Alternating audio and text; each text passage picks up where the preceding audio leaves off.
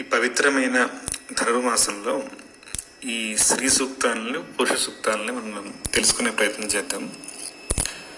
స్త్రీ సూక్తం మొదటిగా మొదలుపెట్టి ఇందులో 15 రుక్కులు ఉంటాయి, అంటే 15 శ్లోకాలు. పురుష సూక్తంలో కూడా 15 ఉంటాయి. ఈ మొత్తం మనం ఈ ఫస్ట్ 15 డేస్ ఇవి, తర్వాత 15 డేస్ అవి నేర్చుకునే ప్రయత్నం చేద్దాం. సో అందులో భాగంగా ఈ ఋగ్వేదంలో ఉన్నటువంటి మంత్రాలు, అంటే ఋగ్వేదం యొక్క అనుబంధం ఎన్రెక్స్, ఆ పాటలో కొన్ని అడిషనల్గా ఇవి యాడ్ చేశారనమాట.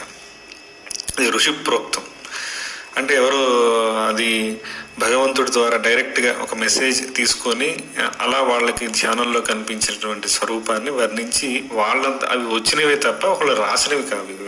వేదాలన్నీ అంతే. ఈ 4 వేదాలు అందులో చెప్పబడ్డ మంత్రాలు అవన్నీ. సో ఇవన్నిటి కూడా ఎస్పెషల్లీ శ్రీ సూక్తం వచ్చేసి ఎనర్జీస్ని మనం చెప్తూ ఉంటుంది. అది చూద్దాం ఒకసారి. మనం ఫస్ట్ శ్లోకం ఏంటంటే, హిరణ్యవర్ణాం హరిణీం సువర్ణ రజతస్రజాం చంద్రాం హిరణ్మయీం లక్ష్మీం జాతవేదో ఆవహ. ఇక్కడ ఆవహ అంటే ఇన్వైట్ చేయటము. నన్ను ఆవహించు, ఇన్వైట్ చేయటం అంటే ఇన్విటేషన్ ఇవ్వటం. ఎవరిని ఇన్వైట్ చేస్తున్నాము? హిరణ్యవర్ణం. హిరణ్యము అంటే బంగారు వర్ణంతో మెరుస్తుంది. వర్ణము అంటే రంగు, బంగారు వర్ణంతో ఉండేది. బంగారు వర్ణంతో ఉండేటి అంటే కాంతి స్వరూపంగా ఉన్నటువంటి ఒక ఎనర్జీని. వర్ణ అనే దానికి ఒక సెట్ ఆఫ్ ఎనర్జీస్కి, ఒక సెట్ ఆఫ్ పీపుల్కి, ఒక సెట్ ఆఫ్ ఆబ్జెక్ట్స్కి, ఒక సెట్ ఆఫ్ ఐటమ్స్కి వర్ణం అనే పేరు. అంటే డిఫరెంట్ వర్ణాస్. అందులో ఈయన పిలిచేది టాప్. హిరణ్యం అనేది ఏమంటే టాపెస్ట్ వర్ణం అనమాట, అంటే టాపెస్ట్ ఎనర్జీ. సో మన భాషలో చెప్పుకోవడానికి, అంటే ఇప్పుడు మాట్లాడేదంతా కూడా యోగ పరిభాషలోనే చెప్పుకుందాం. సో అది హిరణ్య వర్ణం అంటే టాపెస్ట్ ఎనర్జీ. మన బాడీలోనే, విత్ ఇన్ ద బాడీలోనే ఉన్నటువంటి హిరణ్య వర్ణం. సో విశ్వం వైపుగా చూసుకుంటే ఏంటంటే గోల్డెన్ ఎగ్ అని కూడా అనుకోవచ్చు. సో గోల్డెన్ ఎగ్ నుంచి మొత్తం కూడా బ్రహ్మాండం అంతా సృష్టింపబడింది అనేది ఒక నమ్మకం. సరే, మనం విత్ ఇన్ ద బాడీ చూద్దాం. మీ మీద చాలా చెప్పొచ్చు దీని గురించి, బట్ మన విత్ ఇన్ ద బాడీ మనకి ఒక ఎనర్జీ లెవెల్స్లో మాత్రమే చూద్దాము. హిరణ్యవర్ణం అంటే ఆ పర్టికులర్ హిరణ్యవర్ణం బంగారు వర్ణంతో ఉన్నది. అంటే కాంతి 7 కలర్స్లో ఉంటుంది మొత్తం కాంతి. దానికి ఏ వర్ణం ఉండదు యాక్చువల్గా. బంగారం అంటే రిలేటెడ్ టు కాంతి. అంటే మరి ఇంకా మనం చెప్పడానికి స్పష్టంగా ఆ వర్ణంలో మెరుస్తుంది అని. బట్ కాంతిని మనం అనాలిసిస్ చేస్తే 7 కలర్స్ ఉంటాయి. సో హిరణ్యం కాంతి స్వరూపంగా ఉన్నది. దాని లక్షణాలని ఇక్కడ వర్ణిస్తున్నారు. ఎలా ఉందంటే హరిణీం. హరిణీం అనే పదానికి ఏంటంటే కదులుతూ ఉన్నది అని అర్థం. అంటే హరిణి అనే జింక అనే అర్థం ఉంది. హరిణి అంటే హరించేది మొత్తం అన్ని, అంటే కాలాన్ని అంటే నడిపించేది. సో హరిణి అంటే నాశనం చేసేది, అంటే హరిణి అంటే హరించేది, అంటే అలా అర్థం ఉందన్నమాట. ఇక్కడ మనం టైంలో చూసుకుంటే ఒక టైం అనేది ఉండదు, యాక్చువల్గా ఉండదు. బట్ టైం మన విత్ ఇన్ ద బాడీలో ఫిజికల్ ప్లేన్లో ఉంటుంది కాబట్టి ఈ పర్టికులర్ దీంట్లో అని ఆక్రమించేది. హరిణీయం అంటే కదలకుండా ఉండకుండా ప్రవాహంలా ఉండేది అని అర్థం. ఎక్కడ ఈ హరిణీయం ఉంటుంది అంటే సువర్ణ రజతస్రజాం అని చెప్పారు. సువర్ణము రజతస్రజాం బంగారు వర్ణాలు. మీరు ఇంకో తేడా గమనించండి. అక్కడ హిరణ్య అనే పదం వాడాలి. హిరణ్యం అన్న బంగారమే, సువర్ణం అన్న బంగారమే. బట్ ఇక్కడ సువర్ణ అనే పదం వాడాను. సువర్ణ రజతస్రజాం. సువర్ణ అంటే బంగారము వెండి ఉన్నటువంటి మాలలు వేసుకుంది అని అర్థం. బంగారము వెండి ఉన్న మాలలు ఏంటంటే ఇవి మన ప్రాణనాడులు. మన శరీరంలో ఉన్నటువంటి నాడులు, యోగపరంగా అయితే నాడులు అనమాట. ఈ నాడుల్లో ఈ హరిణీం అంటే కదలకుండా చంచలంగా తిరుగుతూ ఉందన్నమాట. సో లక్ష్మీదేవికి చంచలమైన ప్రాణశక్తి మన శరీరం అంతా తిరిగితేనే, ప్రాణశక్తి మన శరీరం అంతా ప్రవాహం చేస్తూనే అప్పుడు మన శరీరం నిలబడుతుంది. అలా కాకుండా ఒక చోటే ఉంటే మన శరీరం నిలబడే అవకాశమే లేదు. సో ఈ ప్రాణశక్తి యొక్క ప్రవాహాలు అంటే వాయు ప్రవాహాలు, మనం తీసుకునే గాలి, మనం వదిలిపెట్టే గాలి ఈ శరీరాన్ని నిలబెట్టుంటుంది. వన్స్ సుషుమ్నావస్థలోకి వెళ్ళి ఒక హైయెస్ట్ ప్లేన్ రీచ్ అయినప్పుడు ఈ శ్వాస తీసుకునేటువంటి అవసరం కూడా రాని స్థితి వస్తుంది. కానీ అక్కడ కూడా ప్రాణశక్తి నడుస్తుంది, లోపల సుషుమ్న నాడులో నడుస్తుంటుంది. ఈ నాడులు మనం ఇంటర్సెక్షన్ చేస్తే కనిపించవు. ఇవి మొత్తము ఉన్నటువంటి నాడులన్నీ కూడా ఈ యాస్ట్రల్ బాడీలో ఉంటాయి.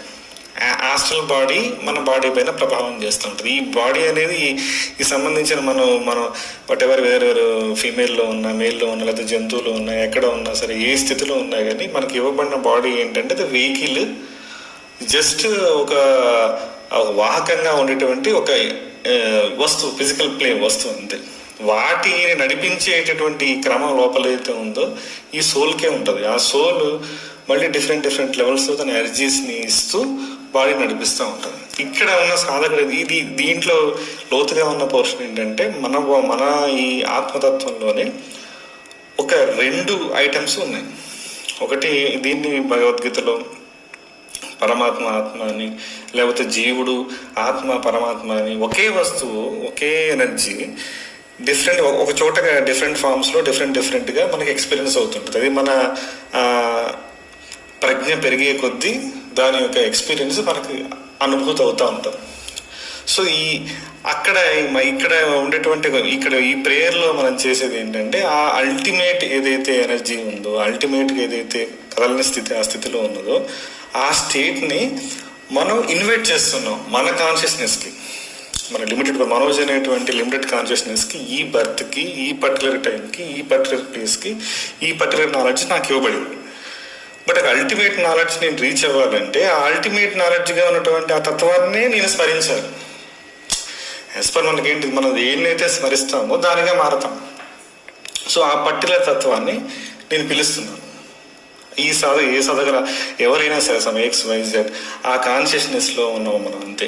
బాడీ అనేది మన ఫిజికల్ వర్క్స్ చేసుకోవడానికి మన జన్మటి వాసనలను బట్టి మనకి ఈ బాడీ వస్తుంది. సరే మనకు కొన్ని చిన్న లిమిటేషన్స్, లేదంటే మన థాట్స్, వాట్ ఎవర్, వాటిని బట్టి మనకు ఉన్నటువంటి సంఘటనలు జరుగుతూ ఉంటాయి. అన్నీ కూడా ప్రణాళికాబద్ధంగానే ఉంటాయి. సో ఈ లిమిటెడ్ కాన్షియస్నెస్లో ఉన్న మనము ఆ అల్టిమేట్ పవర్ని, కాన్షియస్నెస్ని మనం ఇన్వైట్ చేస్తాం. అప్పుడు ఈ స్థితిని మనం అధిగమిస్తాం. ఈ క్రమంలో రకరకాల ఆలోచనలు, ఒక రోజు ఒకలా, ఇంకో రోజు ఇంకోలా, రకరకాలుగా ఉంటుంది. ఆ అధిగమించడానికి ఆ శక్తిని మనం ఇన్వైట్ చేస్తున్నాం. సో వాటి యొక్క లక్షణాలు ఎలా ఉన్నాయో చెప్తున్నాడు. చంద్రాం హిరణ్మయీం లక్ష్మీ. చంద్రం అంటే ఇక్కడ చెప్పిన వాటి అన్నిటి కూడా లక్ష్మి అనేటువంటి ఒక ఎనర్జీని పిలుస్తున్నారు. లక్ష్మి అంటే ఇక్కడ ఏంటంటే ఓన్లీ 2 చేతులు పద్మం పెట్టుకొని ఆ అమ్మవారు మాత్రమే కాదు. ఒక కాన్షియస్నెస్, ఒక అల్టిమేట్గా మనలో ఉన్నటువంటి ఒక దివ్యశక్తి, మనమే అయి ఉన్నాం. అది ఆ మనలో ఉన్న కాన్షియస్నెస్ యొక్క పొర మరిచిపోయి ఈ లిమిటెడ్గా XYZ పేరుతో ఉన్నాం. దాన్ని మనం స్మరిస్తున్నాం. అసలు దాన్ని ఎలా ఉంటుంది అంటే చంద్రాం అంటే చల్లనిది, ప్రశాంతమైనది, సత్లక్షణములు గలది అని ఒక అర్థము. ఆ తర్వాత చంద్రాం అంటే పైన సహస్రారం పై స్థితిలో అక్కడ దొరుకుతుంది ఇది. ఇంకా ఎలా ఉంటుంది? హిరణ్మయి, హితము రమ్యముగా, హితాన్ని కలిగజేస్తూ ఉంటుంది, దాంతోపాటు అందంగానూ ఉంటుంది. అందం అంటే ఇక్కడ ఆహ్లాదాన్ని కలిగించేది, మనకి హితాన్ని కలిగించేది, అంటే ఒకటో మనకి ప్లెజర్ని ఇస్తుంది, దాంతోపాటు సౌందర్యంగానూ కల్పిస్తుంది. అలాగే అక్కడ ఈ 2 ఈ భావనలు ఏంటంటే మన లోపల పొందే అనుభూతి యొక్క భావనలు. ఫిజికల్గా వాటిని అప్లై చేసి చూడలేము. పలానా ఈ రూపంలోనే, అది రూపానికి సంబంధించింది కాదు. ఈ వెల్ బీయింగ్ స్టేట్ ఏదైతే ఉంటుందో మన మైండ్కి మనం అప్పుడు తీసుకున్నప్పుడు ఏ స్థితిలో ఉన్నా ఆనందంగానే ఉంటాం. ఎప్పుడైతే ఆ వెల్ బీయింగ్, ఒక ప్రశాంతమైన స్థితి అంతర్గతంగా రావాల్సిందే తప్ప బయటగా వచ్చేది కాదు. అలాంటి స్థితిని నాకు ఇవ్వు అని ఎవరిని ప్రార్థిస్తున్నాము అంటే జాతవేదుడు అనిపిస్తుంది. ఇక్కడ పరమాత్మ యొక్క తత్వాన్ని, లోపల ఉన్నటువంటి ఆ చైతన్యాన్ని జాతవేద అనే పేరుతో పిలిచి అక్కడున్న ఒక ఎనర్జీని లక్ష్మిగా మనం స్మరిస్తూ నా వైపుకు రా, నన్ను ఆవహించు అని ఇన్వైట్ చేస్తున్నాం. హిరణ్యవర్ణాం హరిణీం సువర్ణ రహితస్రజాం చంద్రాం హిరణ్మయీం లక్ష్మీం జాతవేదో ఆవహ. సో ఏ ఎనర్జీ అయితే ప్రాణశక్తి రూపంలో ఉందో, ఏ ఎనర్జీ అయితే మన నాడులు నడిపిస్తూ మన శరీరాన్ని నిలిపి ఉంచుతుందో, ఏ శక్తి అయితే మన కుండలిని రూపంలో, లేదంటే పైన సహస్రారచకం మన ఉన్న ఎనర్జీ పాయింట్ హైయెస్ట్ ప్లేన్లో ఉన్నదో, అంటే హైయెస్ట్ ప్లేన్లో ఉన్నది అని అర్థం. అది నేనే అయి ఉన్నాను, నేనే లిమిటెడ్ కాన్షియస్నెస్లో ఉన్నాను, అది నా వైపుకి ఆహ్వానించబడుగాక అని ఈ మంత్రం చెప్తుంది. ఇది మొదటిది.